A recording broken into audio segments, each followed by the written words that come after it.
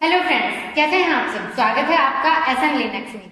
हमने जो लिनक्स के real time trouble shooting scenarios की सीरीज स्टार्ट की हुई है, उसमें हमने 5 सिनेरियोज कवर कर लिए हैं। प्लेलिस्ट बनी हुई है, जिन्होंने भी नहीं देखा है प्लीज गाइस देखिएगा, क्योंकि रियल टाइम पे हमें यही फेस करने होते हैं। तो उनको हम कैसे स्टेप बाय स्टेप रिजोल्व करते हैं, ये मैंने फर्स्ट वीडियो में बताया हुआ है। आज हम 6 नंबर सिनेरियो से देखेंगे कि कैसे हमारे पास डे टू डे प्रोडक्शन पर प्रॉब्लम्स आती हैं और उनको हम कैसे रिजोल्व करते हैं। तो 6 नंबर है SSH कनेक्शन रिफ्यूज। जब भी आपको प्रॉब्लम आए, जब भी आपको एरर दे कनेक्शन रिफ्यूज्ड का, सो बेसिकली क्या होता है कि you can not connect to a server via SSH, कि आप SSH के थ्रू आपके सर्वर से कनेक्ट नहीं कर रहे हैं and the connection is refused, और आपको क्या एरर दे रहा है कनेक्शन रिफ्यूज्ड का। तो आप उसको कैसे ट्रबल शूट करेंगे, how do you troubleshoot this. So basically first of all हमें क्या देखना होगा, जो हमारी SSHD सर्विस है उसका स्टेटस चेक करेंगे, क्या वो रनिंग में है। क्योंकि मेन प्रॉब्लम क्या हो सकता है कि हमारी जो SSHD सर्विस है वो ही वर्क नहीं कर रही हो, इसी वजह से हमें कनेक्शन रिफ्यूज्ड का एरर आ रहा है। तो हमें फर्स्ट क्या चेक करना चाहिए, हमारी SSHD सर्विस का स्टेटस।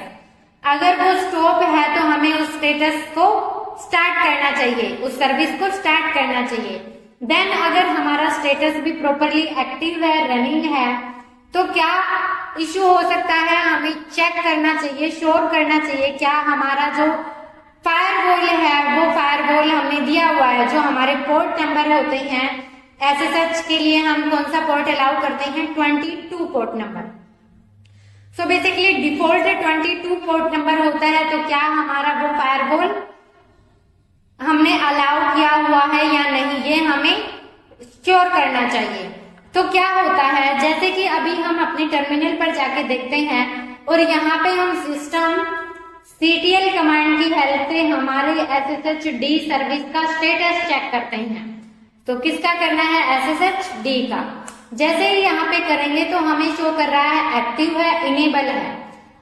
इट मीन्स हम जब भी किसी सर्वर से कनेक्शन करेंगे तो हमारा प्रॉपरली कनेक्शन हो जाएगा। अगर फिर भी कनेक्शन रिफ्यूज्ड एरर आता है तो हमें क्या चेकआउट करना है, हमें चेकआउट करना है अपना फायरवॉल। सो बेसिकली यहाँ पे हम फायरवॉल चेक करते हैं, क्या हमने अपना फायरवॉल अलाउ किया हुआ है SSH का या नहीं किया हुआ है। तो फर्स्ट ऑफ ऑल इस तरीके से हम कोई भी अलाउ करते हैं। सो बेसिकली हमें अगर हमारे पास यहाँ पे फायरवॉल नहीं है तो हमें फायरवॉल की already enabled, it means allow है सक्सेसफुली, तो हम इस तरीके से चेक करते हैं हमारा फायरवॉल अलाउ है या नहीं है। सो गाइस इस तरीके से हमें जब भी कनेक्शन रिफ्यूज्ड का एरर आता है तो ये चीजें हमें चेक करनी होती हैं। जैसे कि the system CTL status SSHD command check the SSH service status, starting the service and ensuring the firewall allows SSH connection can resolve the issue। जब भी आपको कनेक्शन रिफ्यूज्ड का है तो फर्स्ट ऑफ ऑल आप स्टेटस चेक करिए। अगर वो स्टॉप है, फेल दिखा रहा है, आप उसको स्टार्ट कीजिए, इनेबल कीजिए। देन अगर वो सारी चीजें प्रॉपरली वर्किंग है तो आप अपना फायरवॉल चेक कीजिए कि आपने पोर्ट अलाउ किया है या नहीं किया है। तो आप फायरवॉल कमांड की हेल्प से पोर्ट अलाउ कर सकते हैं अगर पहले से अलाउ नहीं है तो। नेक्स्ट क्वेश्चन सिनेरियो क्या हो सकता है हमारा 7 नंबर, तो डिस्क इनपुट आउटपुट परफॉर्मेंस। जब भी आपका जो परफॉर्मेंस है वो स्लो वर्क कर रहा है इनपुट या आउटपुट का, so a server is experiencing slow disk input output performance, how do you identify and address this issue. आप कैसे आइडेंटिफाई करेंगे। सो बेसिकली हम कमांड यूज करते हैं iostat कमांड का।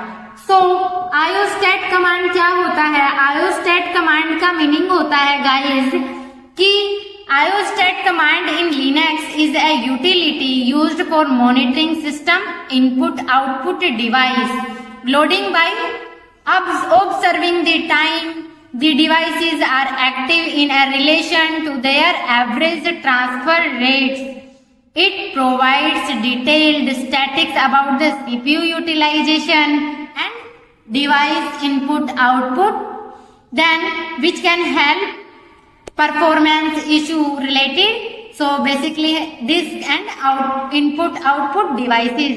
So उसके लिए हम यूज करते हैं आयोस्टैट कमांड का। जैसे कि हमें हमारा डिवाइस यूटिलाइजेशन देखना हो, सीपीयू रिलेटेड हमें स्टैटिक्स चेक करना हो, तो उसके लिए हम इनपुट आउटपुट स्टैटिक्स के लिए आयोस्टैट कमांड का यूज करते हैं। सो हमारा आयोस्टैट कमांड के साथ -x ऑप्शन जब हम यूज करते हैं वो यूज करते हैं एक्सटेंडेड के लिए, ऑल ओवर डिटेल्स देखने के लिए।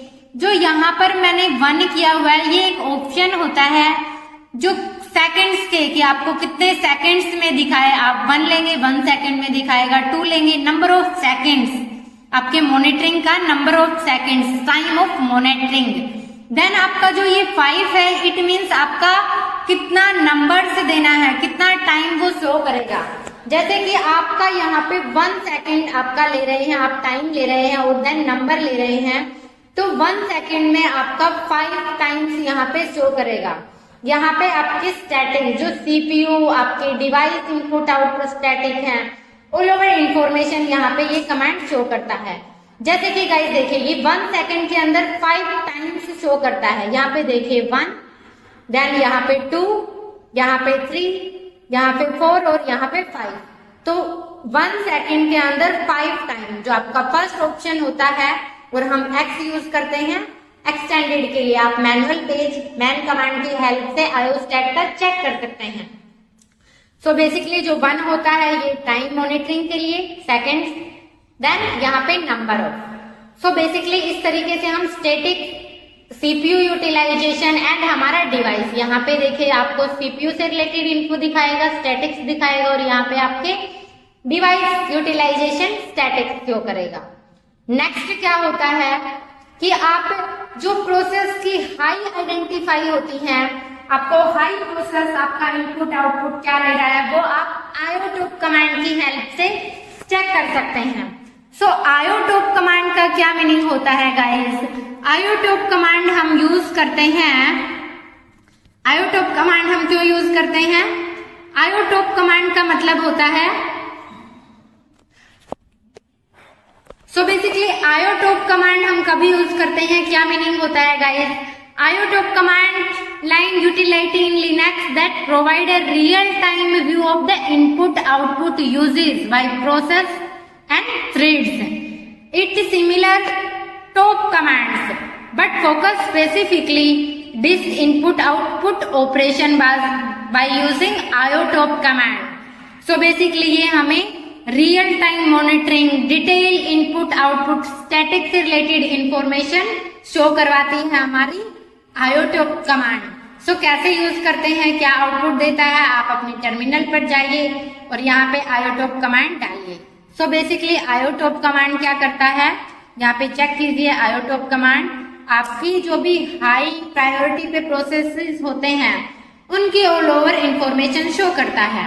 ये सेम आपके टॉप कमांड की तरह ही होता है, लेकिन जो डिस्क इनपुट आउटपुट ऑपरेशन है जिन पे स्पेशल हम फोकस करते हैं, वो ऑल ओवर चीजें आपको आयोटोप कमांड शो करवाता है।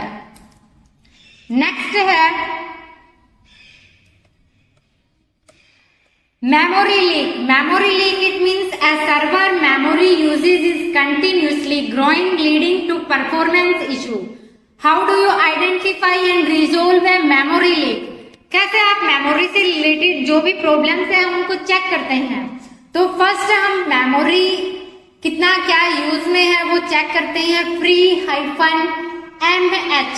हम ये लगाते हैं ह्यूमन रीडेबल के लिए, जो आपका जो भी मेमोरी यूजेस है वो आपका दिखाता है, और जब भी आप इसके साथ H ऑप्शन लगाएंगे तो वो ह्यूमन रीडेबल में आपको शो करवाएगा। टोटल कितना है, यूज कितना है, फ्री कितना है, शेयर कितना है, बफर कैसे एंड अवेलेबल। सो बेसिकली इसके लिए हम यूज करते हैं फ्री कमांड का। देन क्या होता है, identity process with high memory usage. So हम कितना हमारा प्रोसेस कौन सा क्या लोड ले रहा है, सीपीयू लोड कितना है, कितने मिनट्स का है, वो ऑल ओवर हम टॉप कमांड की हेल्प से देखते हैं। अगर वो ऑल ओवर चीजें ठीक वर्क कर रही हैं फिर भी हमें इश्यू है अपने मेमोरी लीक का, तो हम क्या करते हैं, हमारा जो प्रोसेस का नेम होता है उसको हम रिस्टार्ट करते हैं। जिस भी प्रोसेस से रिलेटेड प्रॉब्लम आ रही है तो उस प्रोसेस के नेम के साथ हम उसको रिस्टार्ट करके देखते हैं। नेक्स्ट क्या होता है, cron job not running.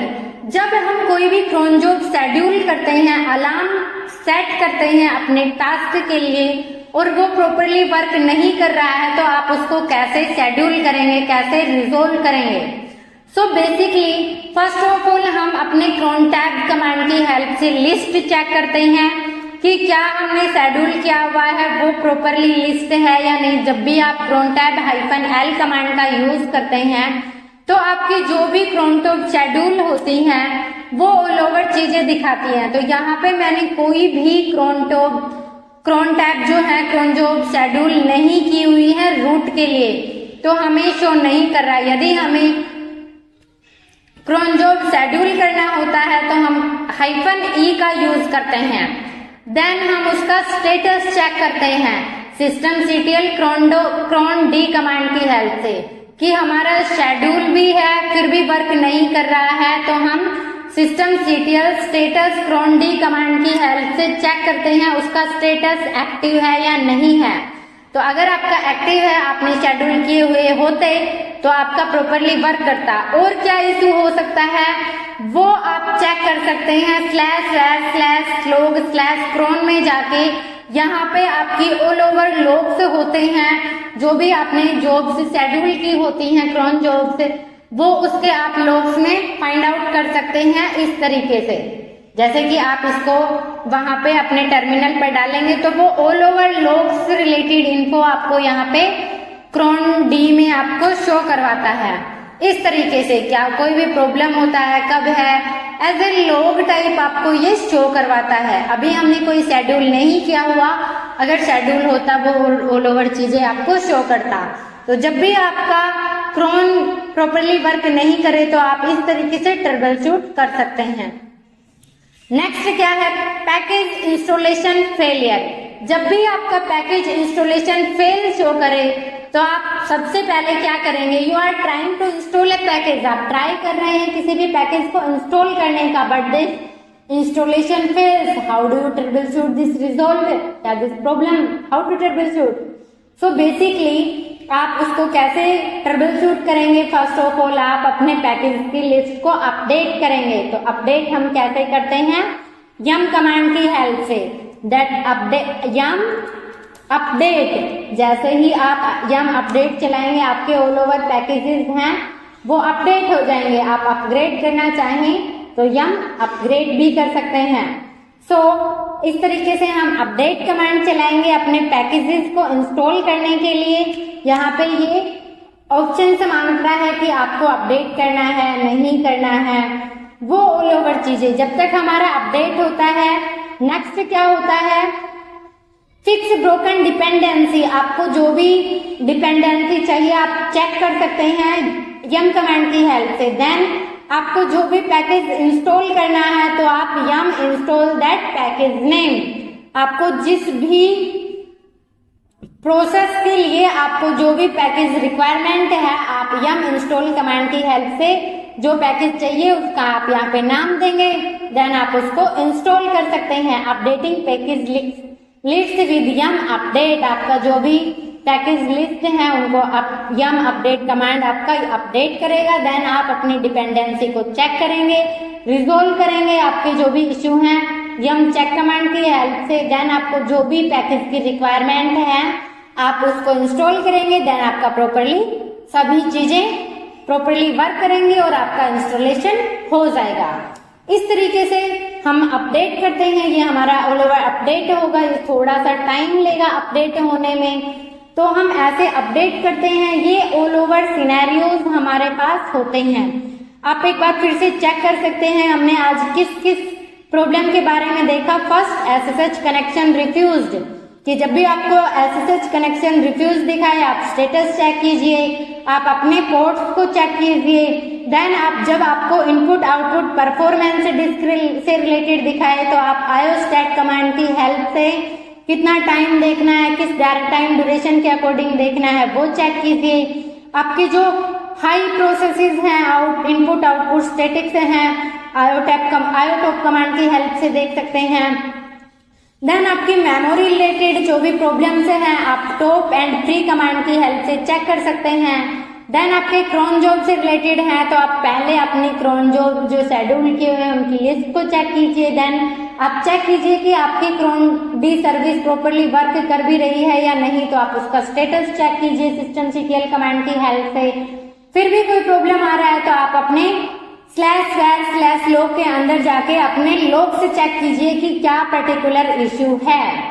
Next क्या आपके अगर कोई भी पैकेज इंस्टॉलेशन में प्रॉब्लम आ रही है तो आप अपडेट कीजिए। देन आपके पैकेज को yum चेक कमांड की हेल्प से चेक कीजिए और आप अपने जो भी पैकेज हैं उसके डिपेंडेंसीज हैं कोई भी सर्विस को स्टार्ट करने के लिए, जैसे कि मान लीजिए हमें आयोस्टैट कमांड ही इंस्टॉल करना है तो उसका एक पर्टिकुलर पैकेज होता है, पहले आप वो पैकेज इंस्टॉल कीजिए देन आप आयोस्टैट कमांड इंस्टॉल कीजिए, वो आपका प्रॉपरली वर्क करेगा।